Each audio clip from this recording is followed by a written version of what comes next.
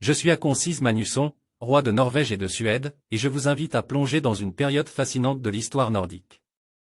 Mon règne, bien que court en Suède, de 1362 à 1364, fut marqué par des ambitions politiques, des alliances dynastiques, et des luttes pour le pouvoir au sein de la Scandinavie. Je suis né en 1340, fils de Magnus IV Eriksson, roi de Suède et de Norvège, et de Blanche de Namur. Dès mon jeune âge, mon destin était lié aux complexités politiques de ces deux royaumes.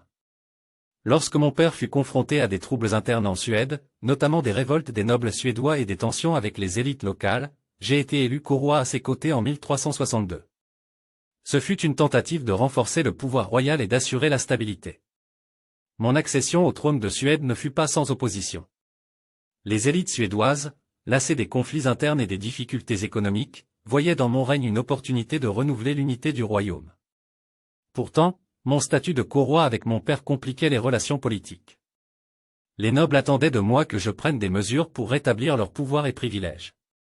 De plus, des tensions éclataient entre Suède et la Ligue hanséatique, affectant le commerce et la prospérité du royaume. Un élément central de mon règne fut mon mariage en 1363 avec Marguerite, fille de Valdemar IV de Danemark.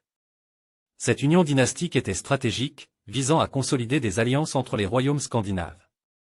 Marguerite était une femme d'exception, dotée d'une intelligence politique remarquable. Ensemble, nous rêvions d'une unité scandinave, préfigurant l'union de Kalmar qui émergerait après ma mort.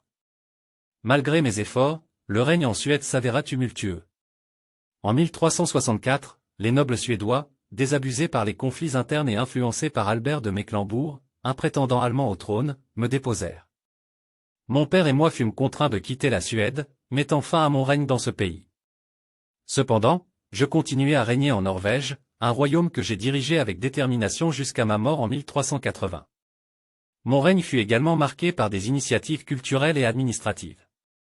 En Norvège, j'ai promu le commerce, renforcé les relations avec l'Église et soutenu l'éducation.